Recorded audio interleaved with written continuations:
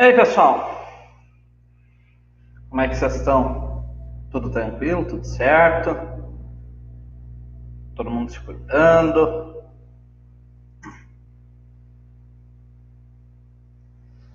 Claro, esse negócio das notas, assim, eu vou fazer um documento, isso é para todas as turmas, porque para todas vai ter essa alteração. Foi feito uma nova proposta de processo de avaliação.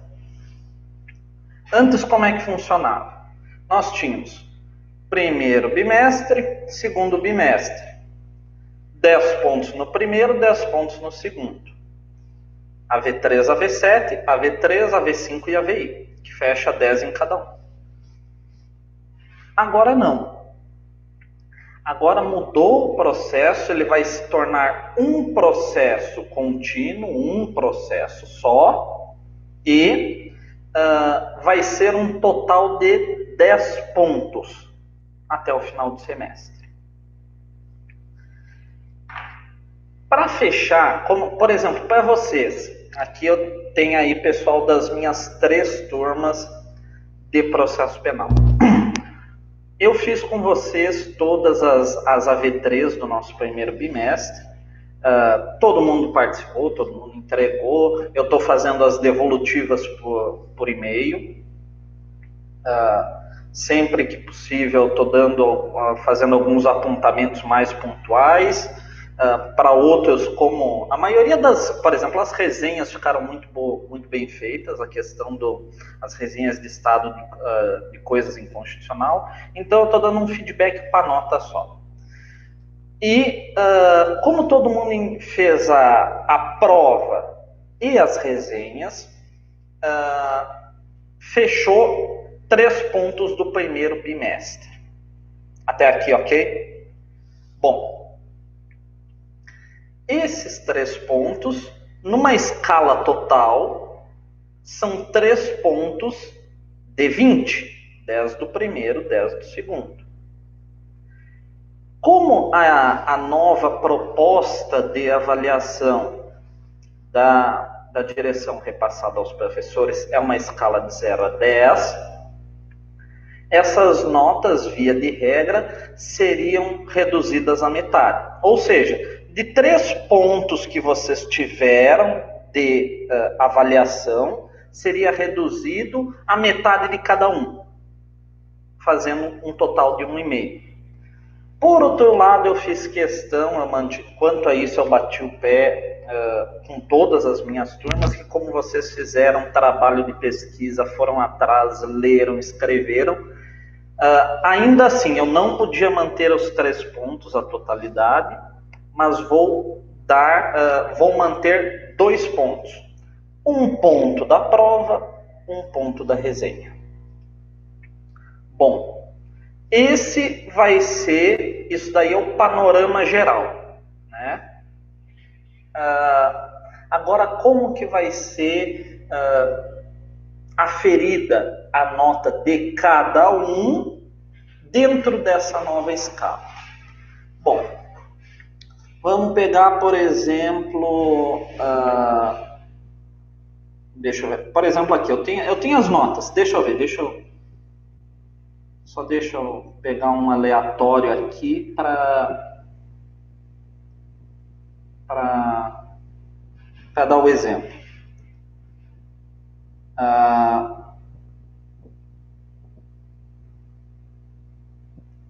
Na prova, a Diane, por exemplo, que é da primeira turma do noturno, vai lá e tira 1,5, né? Dando um exemplo. Pois bem, 1,5, o valor total da prova, ela tirou os 1,5. Na nova escala, esse 1,5 corresponde, a nota cheia corresponde a 1 ponto. Nessa nova nessa nova proposta de avaliação. Assim, se a Diane tirou 1,5 na prova, ela, na equivalência, ela fica com 1. Pessoal que tirou 1, por exemplo, aí eu vou organizar, se não for muito confuso, organizar uma tabela com as equivalências das notas. Quem tirou X, né, naquela primeira parte, naquele primeiro processo avaliativo, vai corresponder a tanto no outro. Então, é um pouco assim, talvez explicando assim fica um pouco complicado, mas no papel ele vai ficar bem mais claro. Mas as notas, elas todas vão ser transformadas com a sua devida equivalência na nova escala de processo avaliativo. Deu para compreender mais ou menos como é que vai ser o processo? Assim, eu só não prometo que eu vou liberar ainda essa semana esse doc que eu vou organizar para fazer já ter as escalas de equivalência, como é que vai ser cada atividade, como é que vai ter que ser desenvolvida, como é que vai ser entregue, enfim, todos os pormenores do novo processo avaliativo, eu ainda não sei se eu vou conseguir passar essa semana com vocês, ou pelo menos enviar para vocês darem uma olhada e na próxima aula a gente conversar. Mas, como eu tenho prazo até dia 9 para postar essa primeira nota de vocês, eu vou me dedicar para focar nisso, terminar de corrigir, que eu ainda estou com trabalho, eu tenho turmas vespertino e noturno do primeiro ano, vespertino e noturno do terceiro ano, que eu ainda estou finalizando, tenho os de vocês, alguns poucos, eu já consegui despachar bastante coisa. E até dia 9 eu pretendo estar com todas essas primeiras notas fechadas para repassar para vocês. Aí, na próxima semana, no final de semana eu vou deixar organizado para na próxima nós sentarmos e discutirmos ponto por ponto. Como é que vai funcionar cada avaliação, como é que vai ser a nota, como é que vai ser os critérios avaliativos, tudo isso. Exatamente. Agora, a partir de agora, não existe mais a V3, a V5 e a V7. Vai ser... hoje nós tivemos reunião de colegiado e foi aprovado um novo plano, cada professor elaborou o seu, de algumas atividades que vão ter um determinado peso. Por exemplo, deixa eu abrir aqui o que eu elaborei de vocês. A princípio, ele não deve ter mais alterações, né? Então, isso que eu estou passando ainda não é certo, é provisório, então. Mas, por exemplo, aqui, nós vamos ter para ser elaborado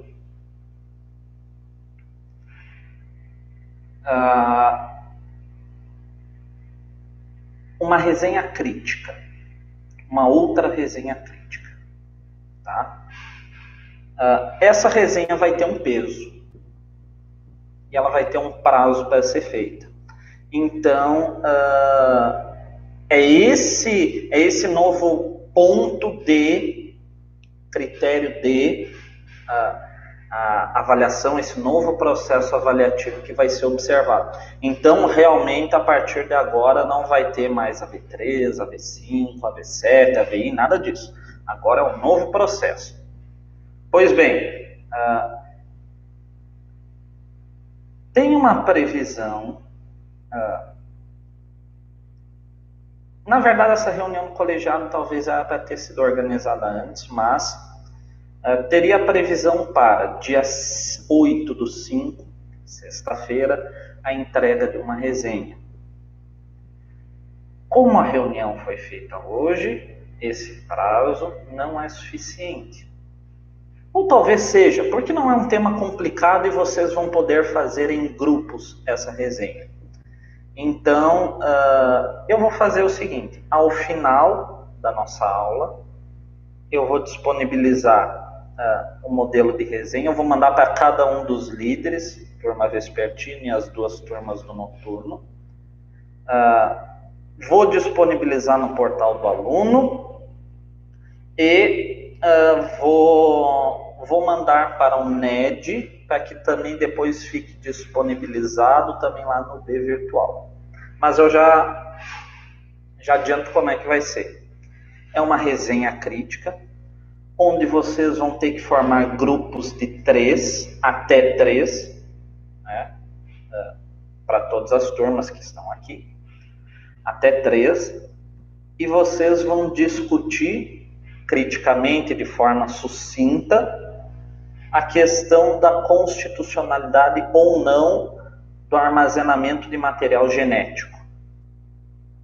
Isso tudo a gente até conversou em aula, né? Quando a gente ainda estava com as nossas atividades presenciais, foi até um debate interessante que teve tanto na turma do vespertino quanto nas 2 turmas do noturno. Então, depois eu já vou procurar disponibilizar para vocês, até mesmo no portal, mas se quiserem já irem se organizando, já podem ir. E é isso. Vai ser mais ou menos assim que vai se desenvolver esse novo processo. Novos prazos, novas atividades, cada atividade com um peso novo. Também tinham perguntado: professor, e se nesse meio tempo voltarem as atividades presenciais? Continua esse mesmo planejamento que foi aprovado no colegiado hoje. Continua a mesma coisa. Então, de um jeito ou de outro, vai continuar esse novo sistema. Aquele calendário antigo de avaliação,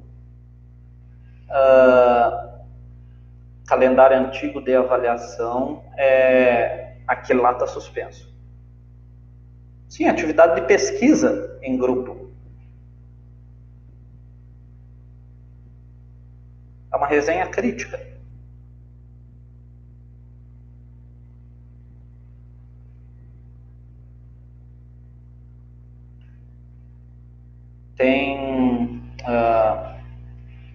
Tem outros pontos, por exemplo, tem outras avaliações que depois também vão ser individuais, porque também não dá para tudo ser em grupo, mas tem tanto um quanto o outro.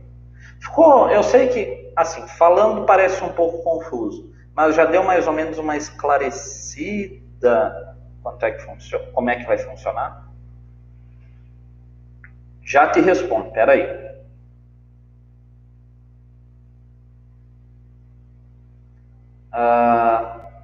A princípio vão ser 3 pontos.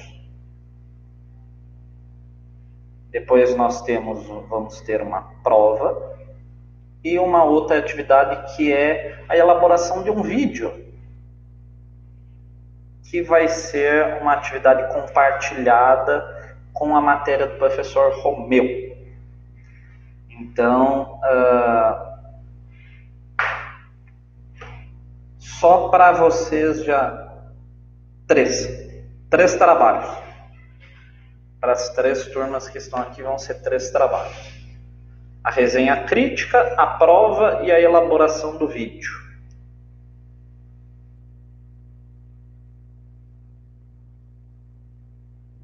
Assim, muito embora a resenha tenha um peso um pouco maior, em compensação, vocês têm a possibilidade de fazer essa discussão e essa pesquisa em grupo. Então, então vai ser, embora pese um pouco mais de um lado, tem essa possibilidade, essa flexibilidade por outro. Provavelmente não vai ficar definitivamente, bater o martelo para o dia 8, porque já está em cima da hora. Isso daí, quando foi proposto ainda lá na outra semana. Mas a reunião do colegiado só saiu hoje. Então, para que isso vai ser feito um vídeo? Isso tudo eu só estou fazendo um panorama. Eu só estou fazendo um panorama porque, igualmente, eu aqui deixo a minha pequena objeção no seguinte sentido. Eu, na minha proposta original de avaliação, não continha o vídeo. O vídeo foi uma proposta inicialmente... Na verdade, não foi uma proposta inicial. O professor Romeu ia fazer uma determinada atividade, levando em conta uma defesa preliminar, alguma coisa assim, e eu ia fazer a prova e a resenha e estava pensando em fazer mais uma outra atividade. Então, fez um seminário para a gente debater. Quando eu mandei as minhas atividades para a coordenação e para o NDE do curso, o núcleo docente do curso, e o professor Romeu também mandou, a sugestão que veio da coordenação e do NDE é que nós dois fizéssemos essa atividade junta e já veio como sugestão a elaboração do vídeo.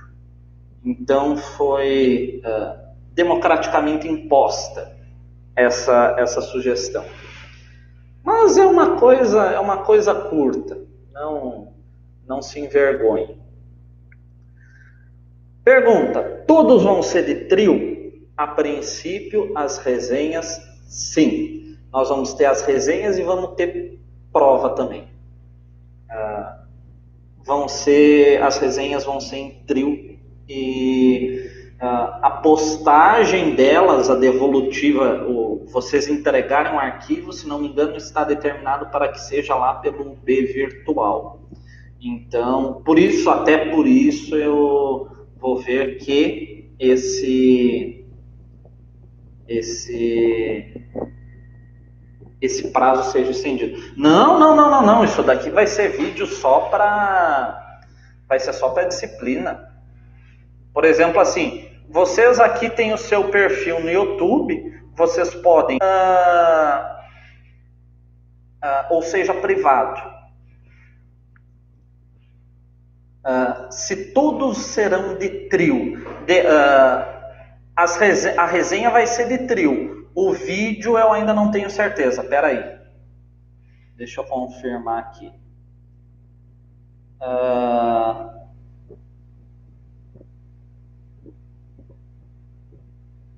A princípio não ficou discriminado no plano se vai ser em conjunto ou não. Mas é um videozinho curto, de 1 minuto e um pouquinho. Então, nem vai dar tempo de passar vergonha. Mas vai ser mais ou menos assim que vai funcionar esse novo processo avaliativo. Então, para a prova eu vou determinar quais os assuntos que a gente vai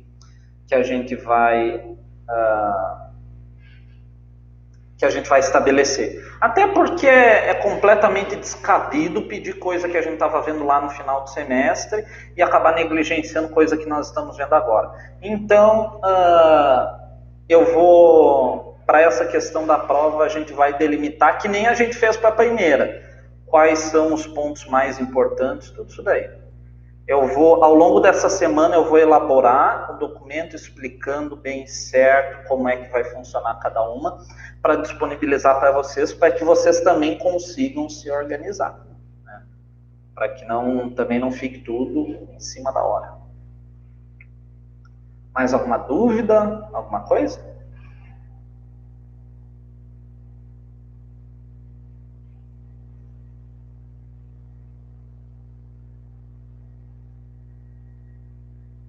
Isso tudo depois, que nem eu comentei, eu vou explicar de forma específica como é que vai funcionar cada uma, ok? Então, bom, a princípio está tudo tranquilo, que nem eu falei, depois a prova vai ser individual, sim, prova em dupla não existe. Não, a prova vai ser individual, vai ser feita virtualmente, num momento síncrono, que a princípio é o mesmo momento da aula, por uma ferramenta online que o NED, o Núcleo de Educação à Distância, tem para fazer, para elaborar essa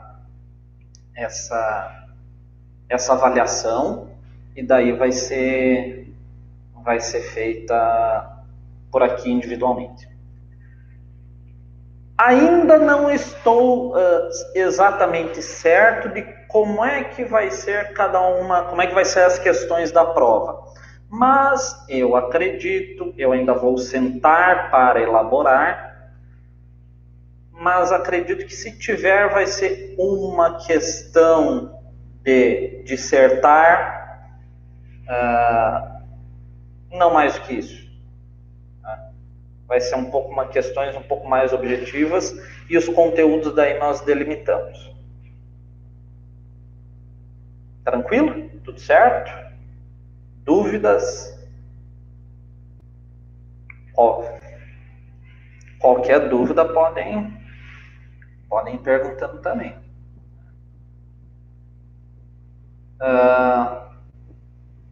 Bom, se a princípio é isso, né? Em outro momento a gente vai retomar com calma essa questão da avaliação. Mas vamos lá. A nossa aula de hoje vai ser sobre órgãos da execução.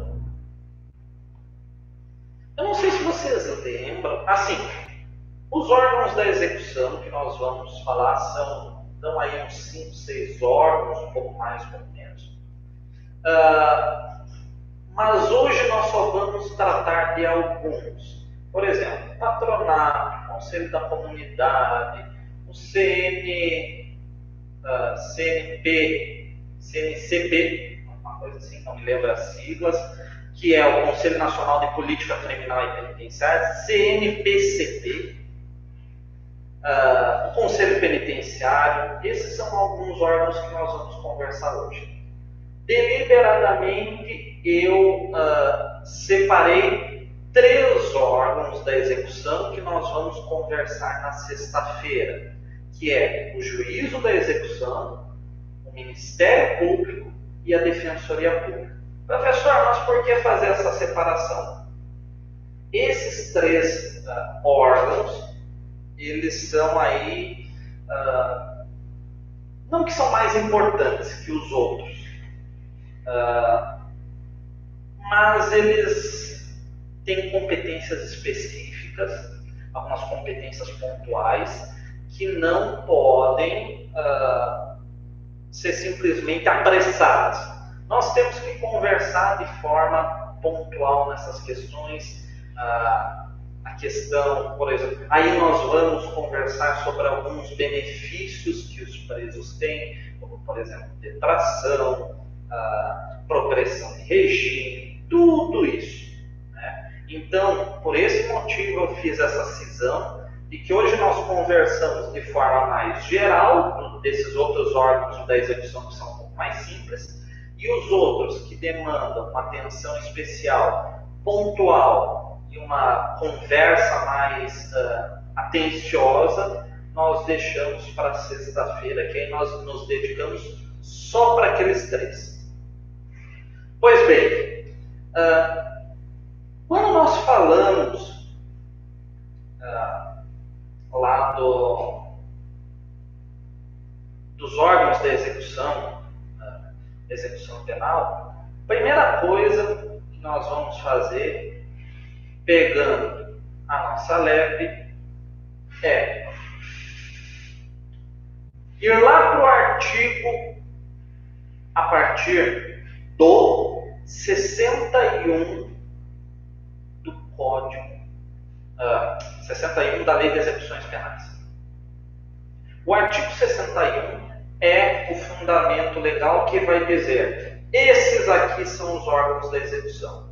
E são eles: o Conselho Nacional de Política Criminal e Penitenciária, o CNPCP, o Juízo da Execução, o Ministério Público, o Conselho Penitenciário os departamentos penitenciários, o patronato, o conselho da comunidade e a defensoria pública. Esses 8 órgãos da execução, nós vamos conversar 5 hoje. Os outros 3 nós falamos na sexta. Pois bem, vamos lá. Primeiro órgão da execução, Conselho Nacional de Política Criminal e Penitenciária. A LEP, lá no artigo do 62 até o 64, nós vamos ter os fundamentos legais que embasam a existência e as atribuições do Conselho Nacional da Política Criminal e Penitenciária. Primeira coisa que deve ser observada nesse sentido: o Conselho Nacional de Política Criminal e Penitenciária, primeiro, a característica dele é que ele não é um órgão presidido por especificamente uma pessoa, não é uma pessoa que manda, que detenha poder. Pelo contrário, o CNPCT é um órgão colegiado, composto por diversas pessoas. Esse órgão, ele tem sede em Brasília e ele é subordinado ao Ministério da Justiça. Então, por mais que ele seja um órgão colegiado, tenha as suas atribuições e tudo mais, ainda assim, por determinação da LEP, ele é subordinado ao Ministério da Justiça. Pois bem, quem, afinal de contas, então, compõe? Quais são os membros? Quem são os membros? Quantos são? Né? Vamos começar. Primeiro, ele é integrado por 13 membros. 13 pessoas compõem o órgão colegiado do CNPCP. E quem é que são os escolhidos? Como é que eles são escolhidos? Pois bem, todos aqueles indivíduos que vão atuar no conselho, eles são designados por meio de ato do Ministério da Justiça. Ou seja, o Ministério da Justiça vai dizer lá que está designando fulaninho de tal para atuar no conselho. Quem faz parte, então, professor? Aí é que está. É uma gama heterogênea de profissionais que atuam nesse conselho. Entre eles estão professores e profissionais das áreas do direito penal, processo penal e direito penitenciário.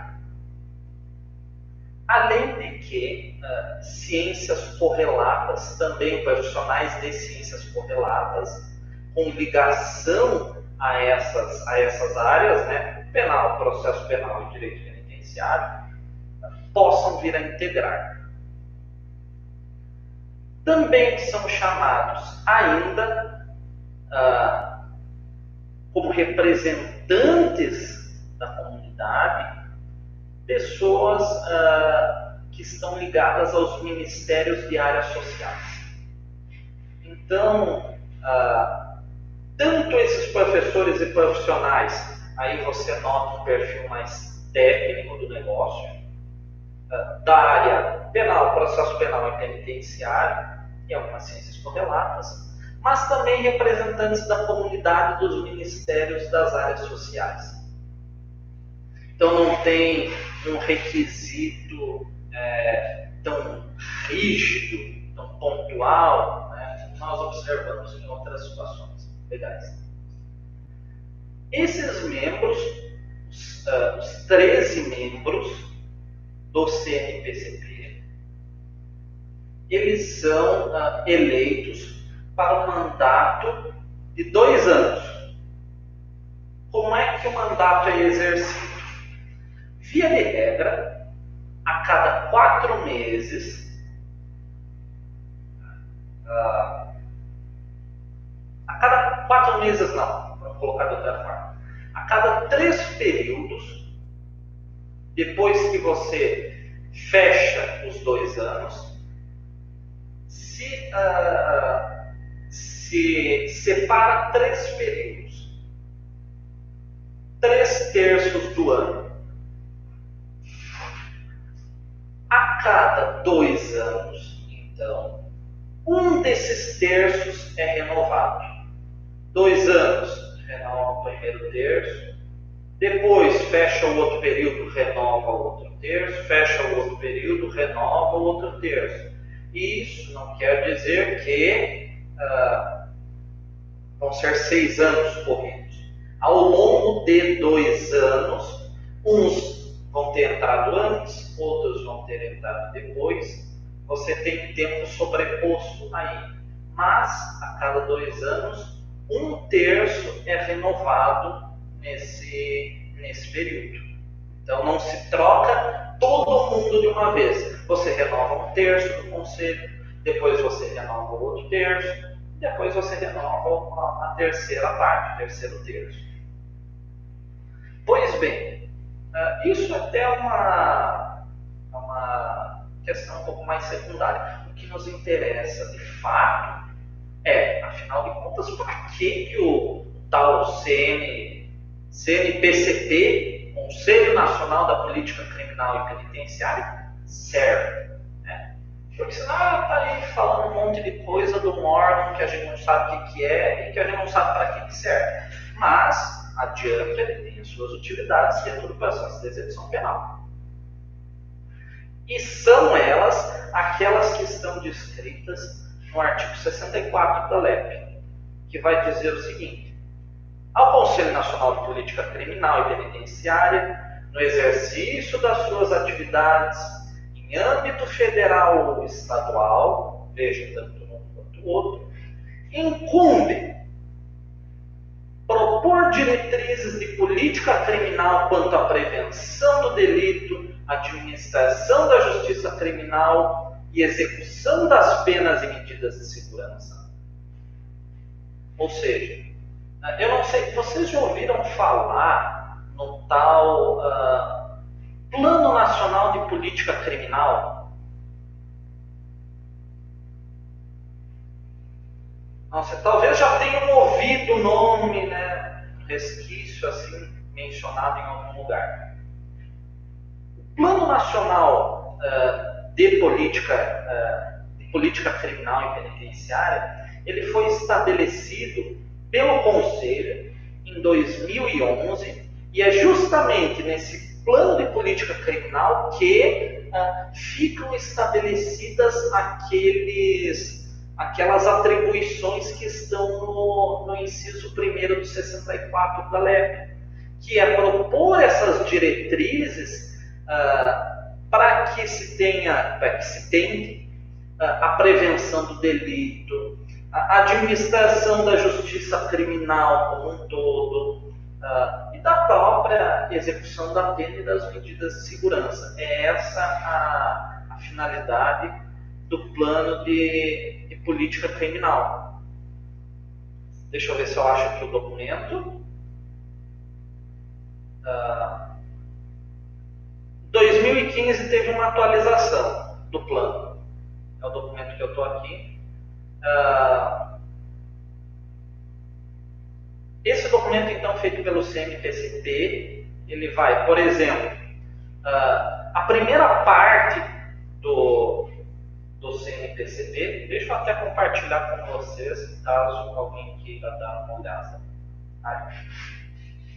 A primeira parte, ele vai falar sobre a governança da política criminal e penitenciária, ele vai trazer um detalhamento, questão um pouco mais detalhada, controvérsia detalhada, ele vai trazer as evidências que apoiam aquele detalhamento feito, vai trazer as demandas, as necessidades que terem que ser cumpridas.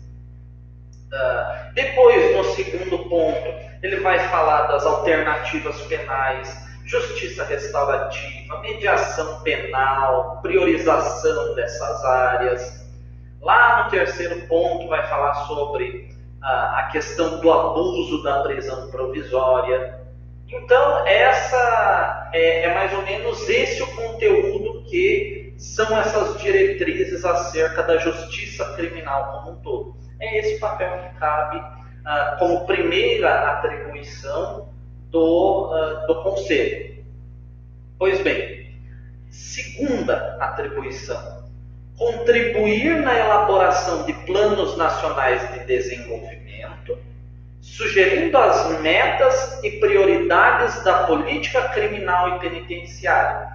De novo, isso aqui se relaciona principalmente com a questão da administração da justiça, que vem estabelecida no inciso anterior.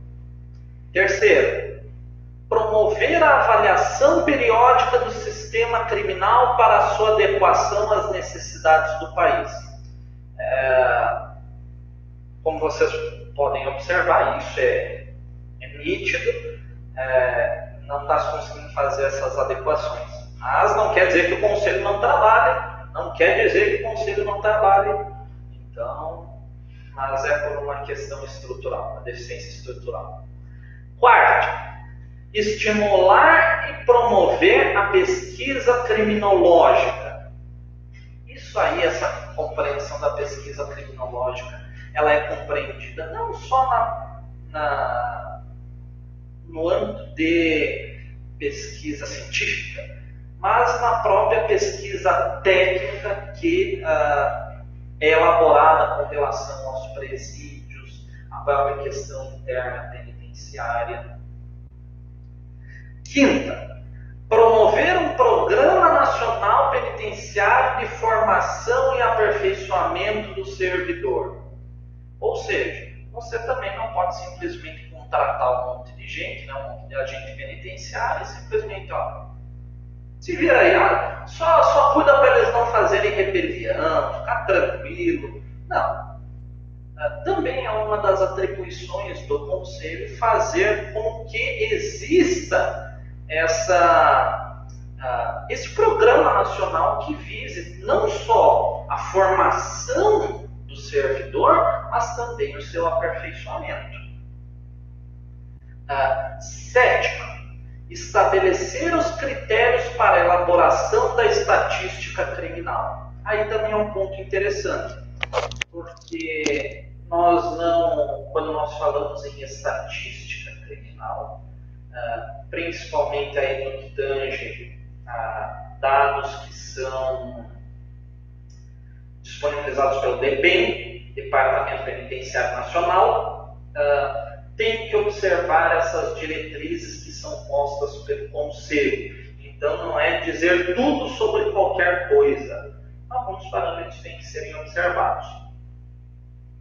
E esses critérios são elaborados, são uma das atribuições do Conselho Penitenciário, Conselho Nacional Penitenciário.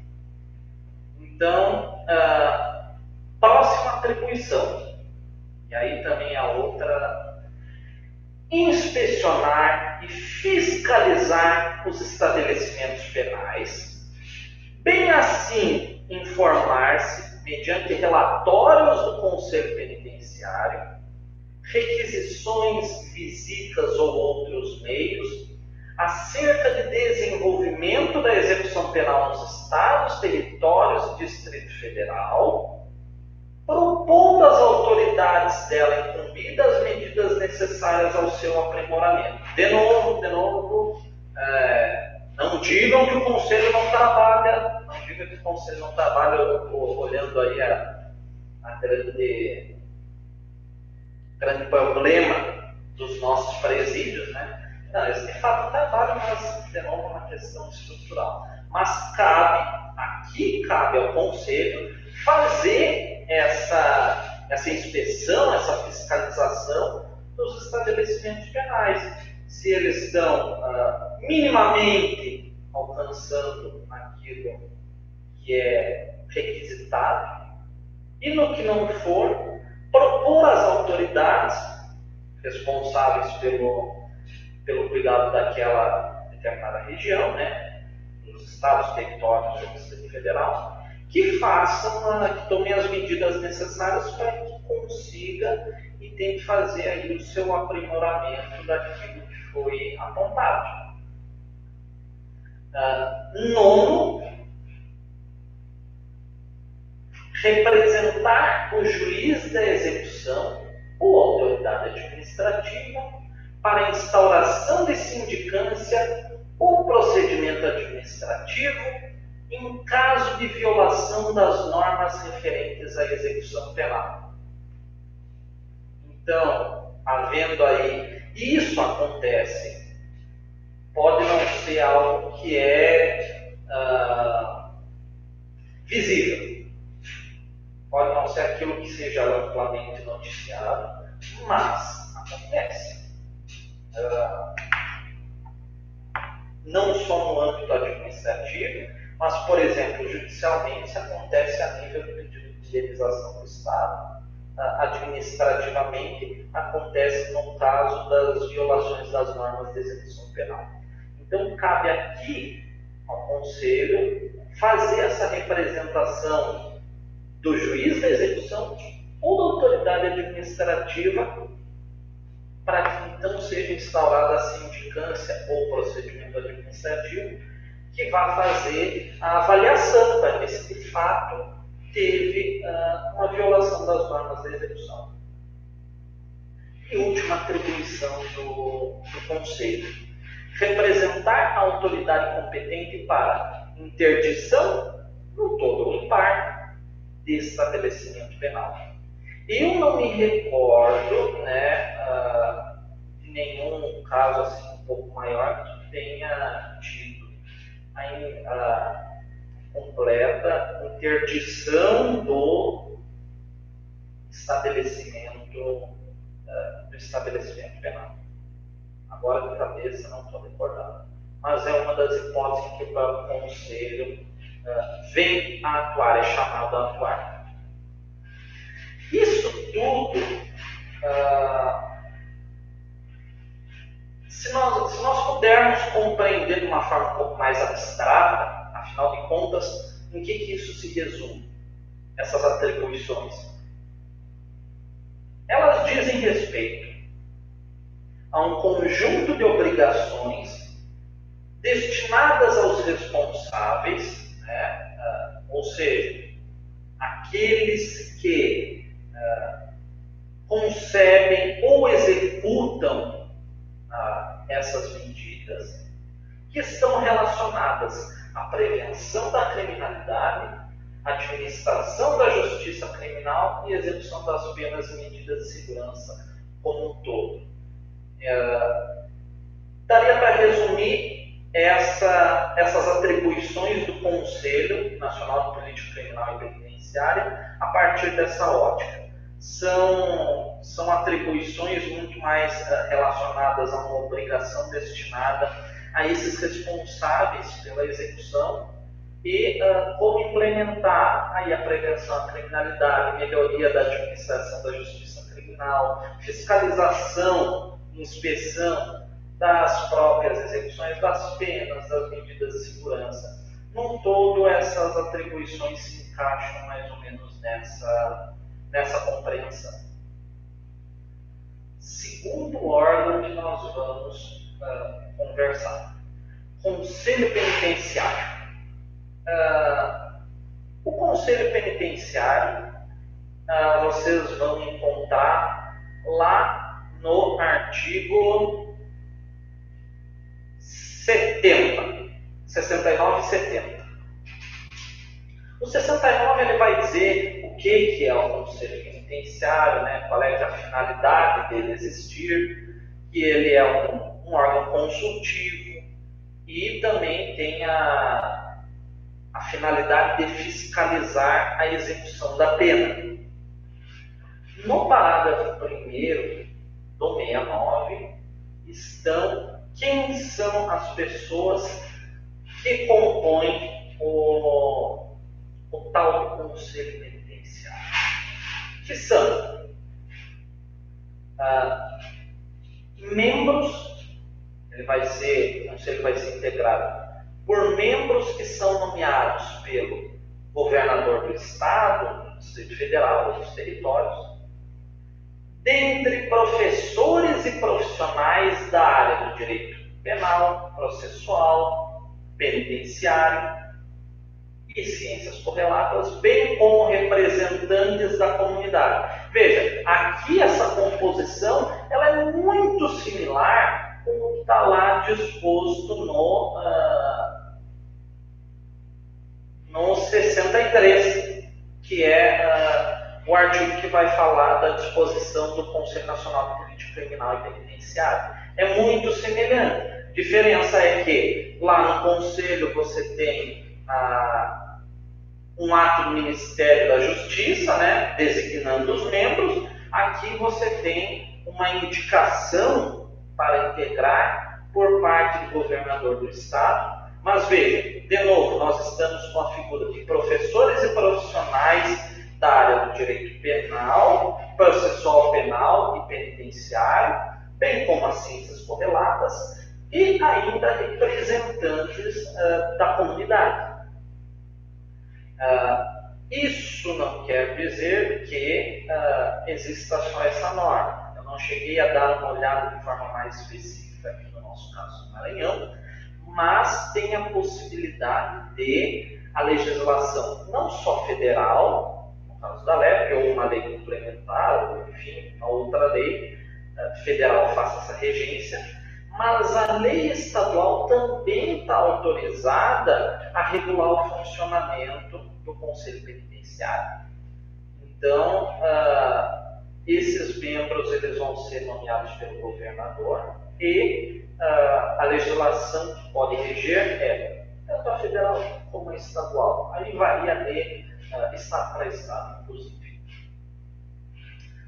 Parágrafo 2º do 69 também vai falar quanto à questão de qual o tempo que esse povo passa lá no Conselho Penitenciário. Que é um mandato de 4 anos. Aqui não tem, por exemplo, aquela distinção que existe no Conselho Nacional de Política Criminal e Penitenciária, que é a situação de você ter a renovação de terços dos membros. Mas aqui você tem os 4 anos do mandato cheio. Opa, fechou os 4 anos? Novos membros vão vir a integrar. Não tem nenhuma vedação na LEP, de novo aí, varia de legislação estadual. Eventual vedação quanto à novação do mandato. Ser eleito de novo. A LEP não fala nada. Quanto a esse ponto, ela só diz que o mandato vai ter 4 duração e não tem nenhuma vedação a ser indicado no mandato. E o artigo 70 vai trazer quais são as atribuições do tal Conselho Penitenciário. Veja, o que vai estar lá no artigo 70 não é um rol exaustivo. Não é aquilo que diga. Essas 4 hipóteses, mais nada. Não. Tem alguns outros casos, algumas outras hipóteses, onde, de forma esparsa na LEP, ou seja, professor, tem algum outro título, tem algum outro capítulo, alguma outra seção da LEP que fala das outras atribuições do Conselho Penitenciário? Não, são esparsos, né? São atribuições previstas de forma difusa. O artigo 70 vai dizer o seguinte: compete ao Conselho Penitenciário, né, emitir parecer sobre o indulto à comutação, Ou seja, nesses dois institutos diferentes, seja o indulto, seja na computação da pena, ressalvada a hipótese do indulto humanitário.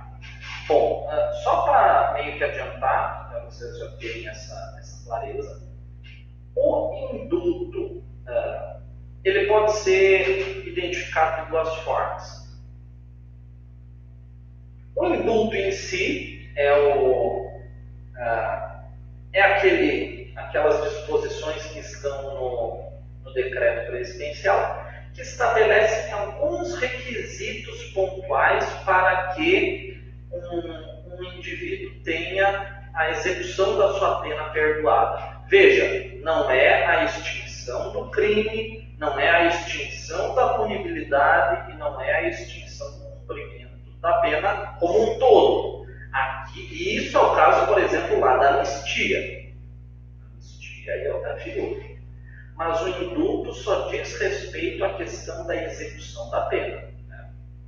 Agora, o indulto humanitário é uma figura mais específica dentro do indulto como um todo.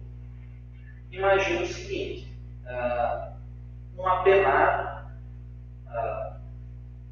é levado para o hospital, não estava passando bem, e ao fazer todos os exames possíveis para se tentar diagnosticar o que o pobre diabo tinha, e se identificou que então ele tinha um determinado tipo de câncer em estágio terminal. 3, 4 meses é dado ao cidadão. Vocês, como não estão faltando às aulas de execução penal e produção à função de balsas, têm esse conhecimento técnico específico estudado, vocês se dão conta de uma coisa. Opa, dá para a gente tentar fazer com que esse cara não cumpra mais o resto da pena. É a figura do indulto humanitário. O indulto humanitário é justamente o perdão do resto da pena a cumprir por uma causa de humanidade. Geralmente pessoas que têm esse tipo de doença, que estão em estágios terminais, se solicita um indulto humanitário, muitas vezes é concedido. O indulto humanitário ele não observa, por exemplo, alguns requisitos específicos, como um indulto normal. A razão do indulto humanitário é justamente por uma razão de humanidade. O cara já está acometido daquele estado, uma doença desse tipo, e ainda mandar o cara de volta para a prisão, isso é nesse ponto que vem a figura do indulto humanitário. Pergunta: não há uma quantidade mínima de membros no caso dos conselhos penitenciários? Bom, pela LEP não. Aí você pode ter uma determinação de cada legislação. Vamos fazer o seguinte: Conselho Penitenciário Maranhão. Vamos dar uma olhada no nosso Conselho Penitenciário daqui. Vamos ver a normativa dele.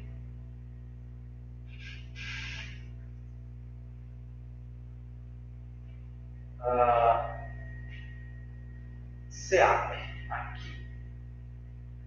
Vamos dar uma olhada que daí a gente pega o nosso casinho específico.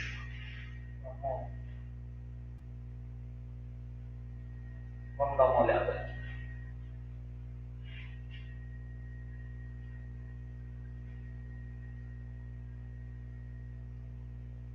Regimento interno do Conselho Penitenciário do Estado do Maranhão.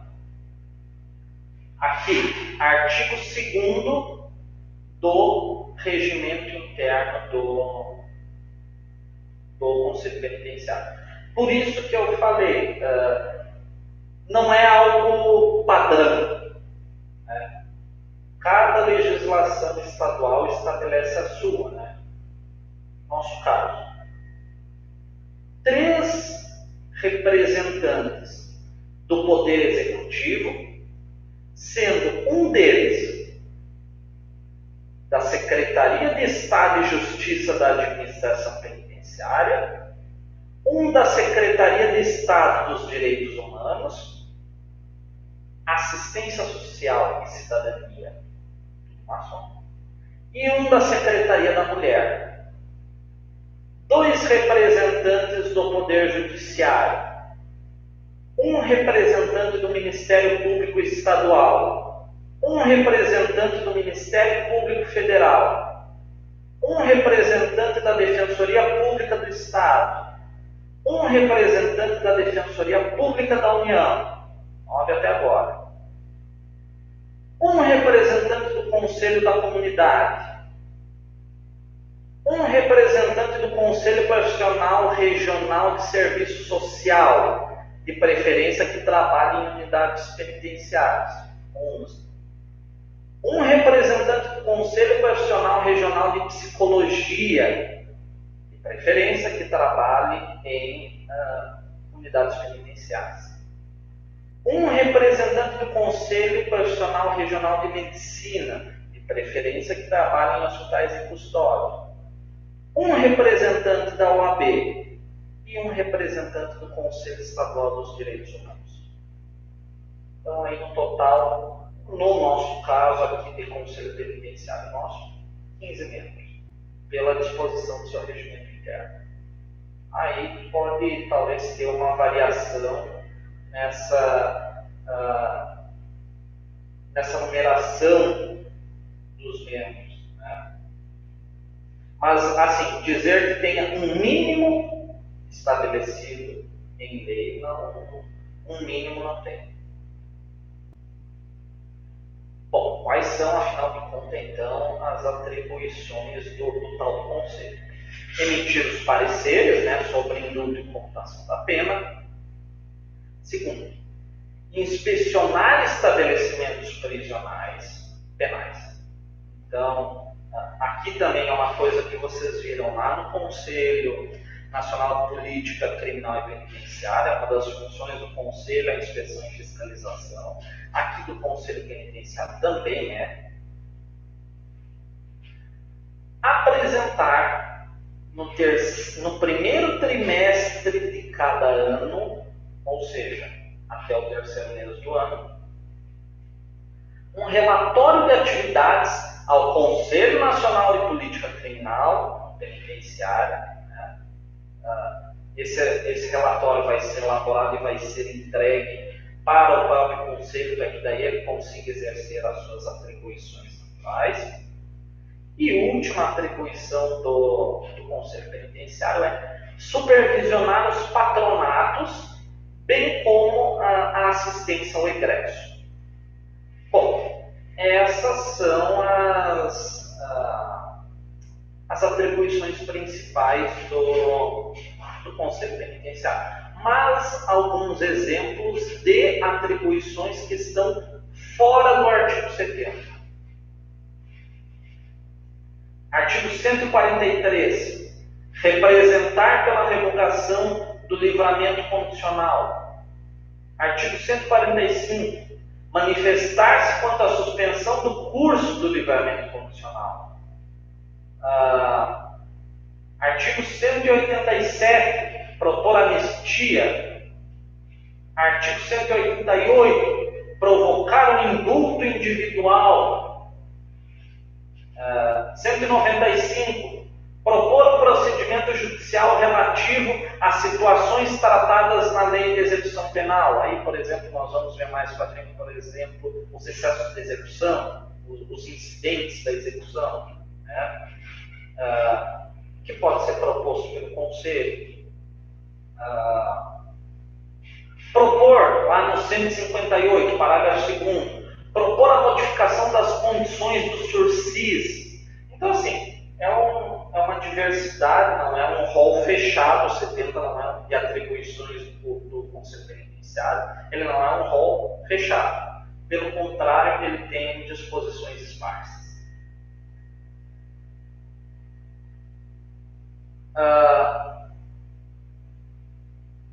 O terceiro órgão do qual nós vamos conversar agora são os chamados departamentos penitenciários. Os departamentos penitenciários, eles se subdividem em 3. Primeiro deles, Departamento Penitenciário Nacional, também conhecido como DPEM. O DPEM vai ser regido lá no artigo 71 e 72 da LEP. No 72, por exemplo, são as atribuições do tal Departamento Penitenciário Nacional. Como, por exemplo, eu não vou fazer a leitura de todos, são quase 10 atribuições, mas dando alguns exemplos. Sempre lembrando, essas atribuições do DPEM estão lá no 72. Acompanhar a fiel aplicação das normas de execução penal em todo o território nacional, inspecionar e fiscalizar periodicamente ativas na implementação dos princípios e regras estabelecidos na própria LEP. Então, nós temos algumas atribuições que são relegadas ao DPEM nesse ponto. Eu não quero me aprofundar muito no DPEM porque não é tanto o ponto que interessa. Segundo órgão que compõe aí os departamentos penitenciários. Departamento Penitenciário Local. Está lá nos artigos 73 e 74 da LEP. O Departamento Penitenciário Local, ele é possibilitado a legislação local, veja, aí a legislação local, a criar departamento penitenciário ou um órgão de natureza similar, com as atribuições que estabelecer. Então, veja, de novo, aqui a figura do departamento penitenciário local não é algo que vai ser tratado, disposto pela própria LEP. E isso, de novo, vai variar com as legislações locais. Mas aí a gente vai para o que interessa. Primeiro, que compõe os departamentos penitenciários Departamento Penitenciário Nacional, DPEM. Segundo, Departamento Penitenciário Local. Perfeito? E aqui o terceiro, que é o que nos cabe uma atenção um pouco mais pontual, que é a direção e o pessoal dos estabelecimentos prisionais. Por quê? Porque, na verdade, esse terceiro é um pouco mais palpável, um pouco mais fácil de visualizar. Então, o DPEM é um pouco mais distante, os departamentos penitenciários locais, mas agora a direção e o pessoal dos estabelecimentos penais, aí é um pouco mais palpável, mais materializável, maior visualização. E quem é que compõe? O diretor do estabelecimento prisional e o quadro do pessoal penitenciário, como o próprio nome já diz. Pois bem, quais são as funções que são desempenhadas, então, dentro do estabelecimento penal? Né? Até agora a gente conversou sobre bastante coisa, sobre direitos e deveres do preso, disciplina, processo procedimento administrativo disciplinar, o poder disciplinar como um todo, a questão do trabalho interno, isso é um monte de coisa. Os objetivos da lei, mas a gente ainda não tinha, a gente estava a todo momento falando aí do pessoal que trabalha nos estabelecimentos, na figura do diretor do presídio, mas era só menção. Agora, aqui é que nós vamos encontrar, afinal de contas, o que cada um faz. Pois bem, diretor do presídio, antes de mais nada, não é qualquer um que pode ser diretor. Você tem alguns requisitos, que são, primeiro, ser portador de diploma de nível superior em áreas humanísticas, de forma mais nomeada, direito, psicologia, ciências sociais, pedagogia ou serviços sociais. Primeiro, você tem que ter seu diploma de nível superior numa dessas cinco áreas humanísticas. Segundo, experiência administrativa na área. Aí é um pouco contraditório, um pouco paradoxal você querer ser diretor e não ter a oportunidade de ser diretor. Né? Você quer ganhar experiência, mas para ganhar experiência você precisa de experiência. Mas o que acontece, e aí vem a solução do paradoxo, é que muitos diretores de estabelecimentos prisionais foram um dia agentes penitenciários. É nesse ponto que vem toda a carga de experiência do referido diretor a ser escolhido. Então, segundo, experiência na área administrativa. E terceiro, idoneidade moral e aptidão para o desempenho da função. Esse aí é um pouco mais normal, mais comum. Ainda, e veja, aí são algumas outras necessidades que o diretor do estabelecimento tem que observar ao máximo possível. Residir no estabelecimento penal ou nas proximidades. Primeiro, alguém aí já tem sonho de ser diretor do presídio? Por favor, pode se manifestar aí no chat. Então, deverá residir no estabelecimento ou nas proximidades e vai ter que se dedicar em tempo integral à sua função de diretor. Então, além daqueles requisitos formais, você também tem essas imposições a quem vai ser diretor do presídio. Quanto à questão agora do pessoal penitenciário, o quadro do pessoal como um todo. Eles se classificam em quatro ordens, em quatro classes, em quatro setores, que são os seguintes: administrativo, o pessoal administrativo, o pessoal especializado, o pessoal de instrução técnica e o pessoal de vigilância. O ingresso, veja, são quatro ordens, né? Administrativo, especializado, de instrução técnica ou de vigilância. O ingresso, e aí o ingresso e a progressão, a ascensão, né, funcional, depende da participação do indivíduo em cursos específicos de formação. Então não é, por exemplo, só experiência. Para ascender em cada uma desses quadros, dessas classes, também é necessário que se tenha participação em cursos específicos.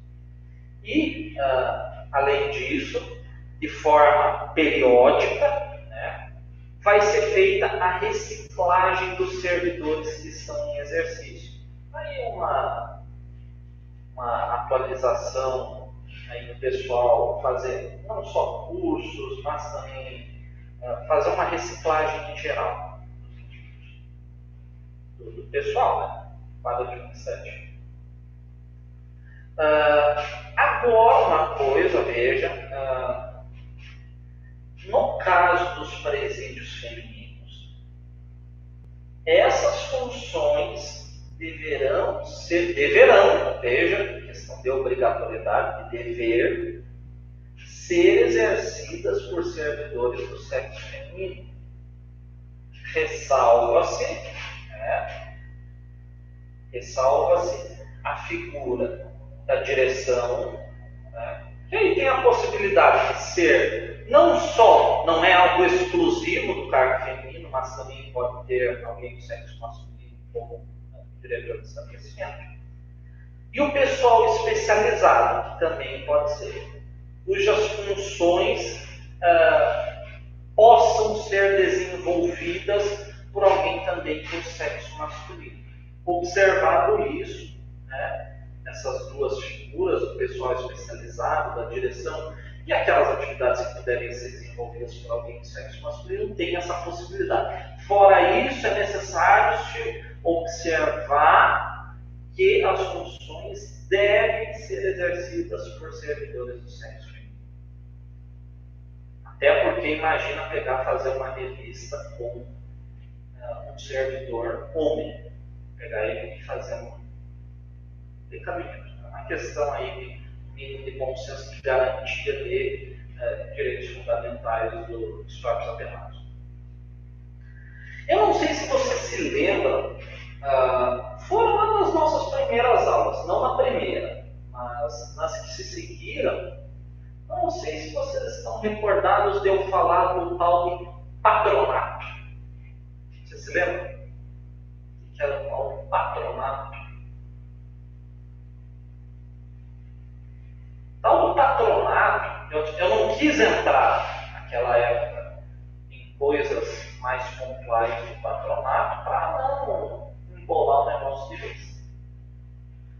Mas o patronato, primeiro, ele está previsto nos artigos 78 e 79 da LEP, e o patronato é responsável por trabalhar com aqueles apenados que estão soltos. O patronato é aquela instituição que dá um respaldo, uma orientação para aqueles apenados ou egressos, que estão soltos. Pode-se dizer que o patronato trabalha com três figuras dentro da execução penal como um todo. A primeira dela é aquele apenado que está em pena restritiva de direito, apenado com PRD. Pode trabalhar também com o apenado que está em sursis. Alguém sabe o que é sursis? Suspensão condicional da pena. Sursis está previsto lá no Código Penal. E a terceira figura com que o patronato trabalha é a figura da liberdade condicional, que é quando o apenado, então, já passou por todos os regimes fechados, semiaberto e aberto, e agora pode cumprir o resto da sua pena em liberdade, observado algumas condições. Essas são as três principais figuras que o patronato, ele, dentro aí da ideia de execução, com as quais ele trabalha. Os apenados em PLD, sursis e liberdade condicional. Qual que é a finalidade do tal do patronato? Orientar os condenados à pena restritiva de direitos, ou seja, aquele pessoal que está no PLD, a função do patronato vai ter que ser explicar que o cara tem que cumprir certinho a pena restritiva de direito dele. Se ele for sair da comarca, ele tem que comunicar ao juízo, se assim for imposto. Se ele tem que pagar alguma cesta básica, esse tipo de coisa, esse tipo de orientação para a execução daquelas penas restritivas de direito que o patronato vai atuar. Segunda função aí do patronato, que é fiscalizar o cumprimento das penas de prestação de serviço à comunidade e limitação de final de semana. Isso alguns exemplos de PRD: prestação de serviço e limitação, recolhimento, né, durante o período noturno, não poder sair no final de semana. São algumas disposições que podem ser impostas aí pelo juiz no caso de pena restritiva de direitos. E cabe ao patronato fazer essa fiscalização.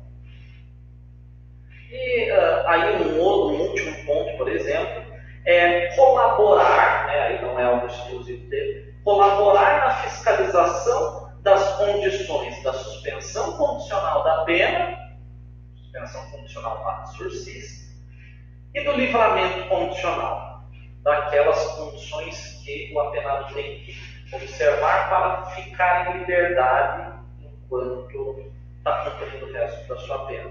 Veja, por exemplo, aí uma das coisas, das vantagens da liberdade condicional é não ter necessariamente que voltar para posar no presídio. Aí é uma questão um pouco mais doutrinária, mas é importante deixar um pouco mais claro que se entende, né, pela própria natureza das atividades que são desempenhadas, que as pessoas que devem contribuir para o bom funcionamento do patronato devem ser profissionais das áreas de direito, psicologia, serviço social e medicina. Mas aí, de novo, é uma questão um pouco mais doutrinária, relegada no segundo ponto. Isso não quer dizer que o patronato exista por si e ninguém fiscalize as atividades dele. Quem vai fiscalizar as atividades do patronato é o Conselho Penitenciário. Veja, patronato, daí o Conselho Penitenciário fiscaliza, o Conselho Penitenciário se reporta ao Conselho Nacional de Política Criminal Penitenciária.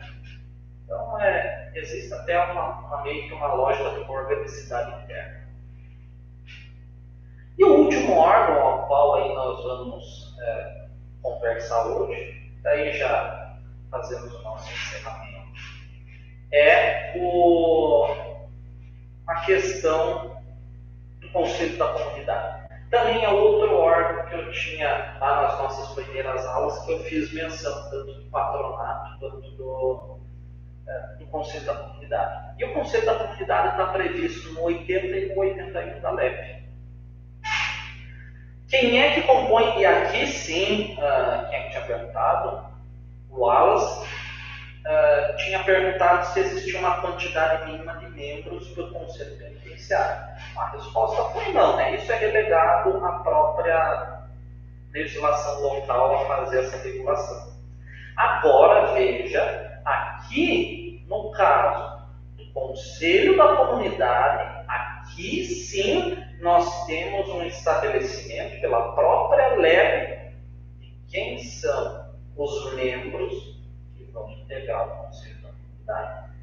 E aí sim, o Conselho da Comunidade é composto por 4 indivíduos. Um que vai ser representante da associação comercial ou industrial. Um advogado indicado pela seção da OAB.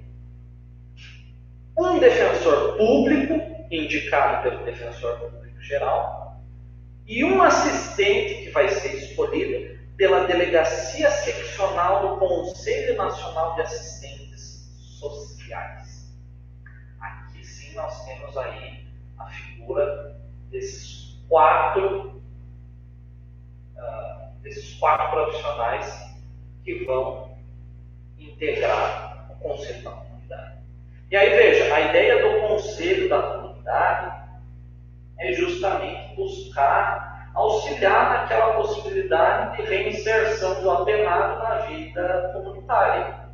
É por isso que, por exemplo, um dos membros que vão integrar o Conselho da Comunidade é um representante da Associação Comercial e Industrial, né? Porque até afinal de contas ele vai representar os interesses dos comerciários, dos industriais, e vai levar as propostas do próprio Conselho da Comunidade para esse pessoal, possibilitando aí o fluxo e facilitando a comunicação desses dois setores. Veja uma coisa, lá no artigo 66, e aqui isso é uma das coisas de propósito, o artigo 66 é o artigo que vai falar das competências do juiz de execução, né? Então eu não entrei mais a fundo. No artigo 66, por exemplo, lá no inciso 9 vai se dizer o seguinte: compete ao juiz de execução compor e instalar o conselho da comunidade. Ou seja, quem vai compor ele, quem vai reger aí o processo para montarem e de fato colocar em funcionamento o conselho da comunidade é o juiz da execução. O que não quer dizer que o juiz da execução faça parte do conselho. Ele não faz. O juiz da execução não faz parte do conselho. Isso porque o artigo... Meu Deus. Isso porque o artigo 80 da própria LEP é clara a estabelecer quem que vai... O juiz não está lá no 80. Então, veja. Ele bota o negócio para funcionar, forma e bota o negócio para funcionar, mas ele não faz parte. Ele é só quem bota a ordem na casa. Né? E aí, quais são as atribuições do tal Conselho da Comunidade? Que estão previstas no 81. E aqui eu já friso outro ponto. O 81, assim como o 70, que é lá do Conselho Penitenciário, tanto 81 como 70, eles não são rolos exaustivos, fechados. É aquilo ali, ponto.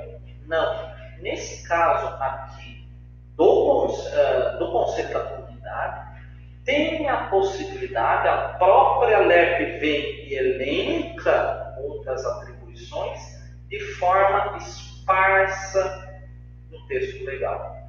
Por exemplo, o artigo 139 e o 158, parágrafo 3º. São algumas das outras atribuições que são garantidas ao Conselho da Comunidade. Então, se por exemplo, cair lá uma pergunta se é um rol exaustivo, que você cite quais são as atribuições, né? Sempre lembrando que aquilo dali não é um rol fechado, que não é só aquilo. Você pode, por exemplo, citar as principais, que são as 81, mas lembrando que, por não ser um rol exaustivo, tem outras disposições ao longo do texto legal.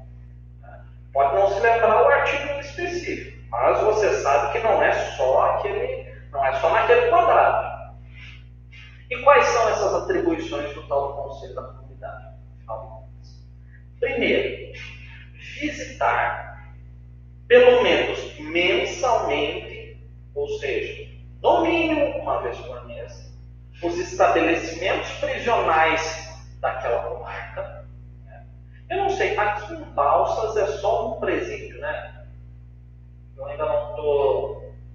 Então, aqui é um só, né? Por exemplo, lá na minha cidade, lá em Passo Fundo do Norte do Rio Grande do Sul, também era só um presídio daquela comarca. Porque a comarca de Passo Fundo lá abrangia algumas outras cidades menores.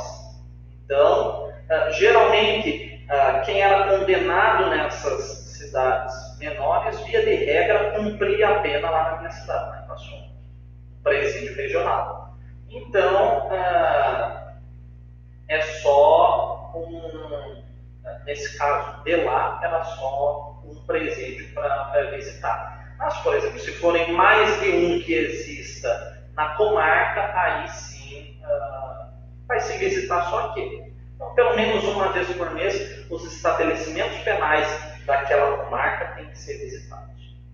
Segundo, entrevistar presos. Vocês se lembram daquela história lá do exame, aquele exame que é recém feito quando o cara ingressa no cárcere? O exame criminológico, o exame para aferir a periculosidade do indivíduo, tudo isso. Não sei se vocês se lembram, uma das figuras que nós víamos nesse início do processo de execução penal era justamente o do Conselho da Comunidade. E aqui está o porquê.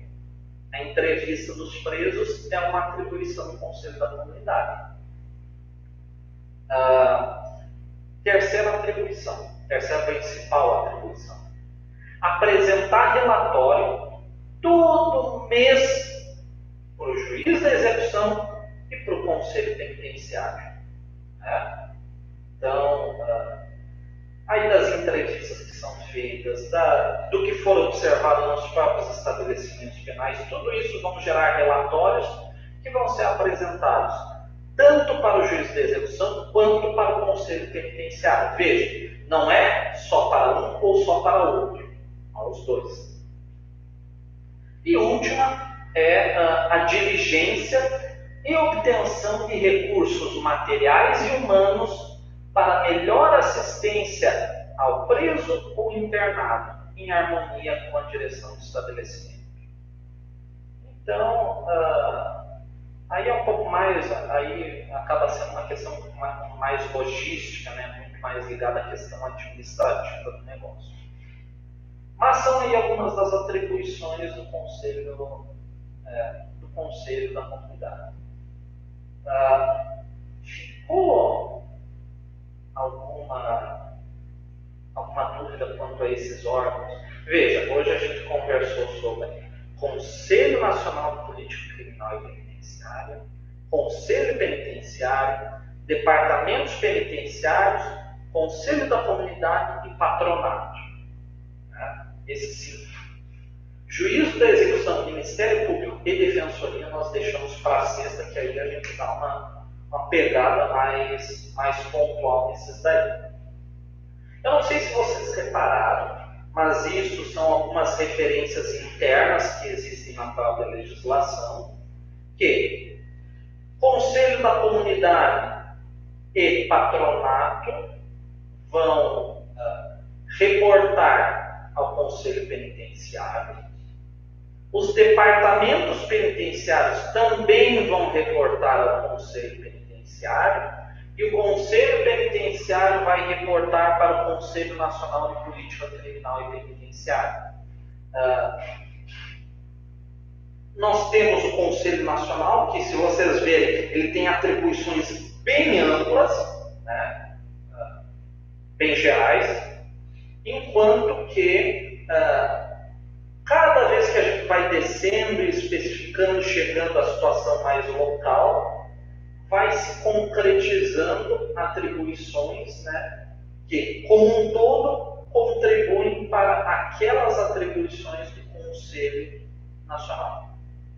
E isso tudo que vai ser elaborado, toda essa documentação que vai ser elaborada dessa cadeia toda aí de produção de documentação, vão ser aí as bases para a própria elaboração da política nacional criminal e penitenciária, aquelas previsões para a melhoria da administração da justiça criminal. Tudo isso contribui para aquelas elaborações das diretrizes gerais do Conselho Nacional. Tudo tranquilo, pessoal? Alguém ficou com alguma dúvida, alguma coisa? Qualquer coisa podem perguntar. Até o tempo da nossa aula mesmo, né, já está encerrou agora. Então, assim, pessoal, se vocês tiverem alguma dúvida, podem perguntar. Se não tiver mais nada, a princípio era isso. Na sexta-feira, nós temos aula de novo. Eu mando o link para vocês. E daí nós vamos conversar sobre juízo da execução, Ministério Público e Defensoria Pública. Fechou?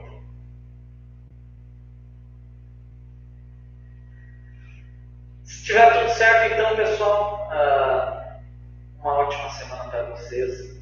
Descansem, se cuidem, principalmente agora que teve as confirmações aqui na cidade. Então, redobrem os cuidados e nos vemos na sexta-feira. Tudo certo? Um abraço para todos vocês e até a nossa próxima aula.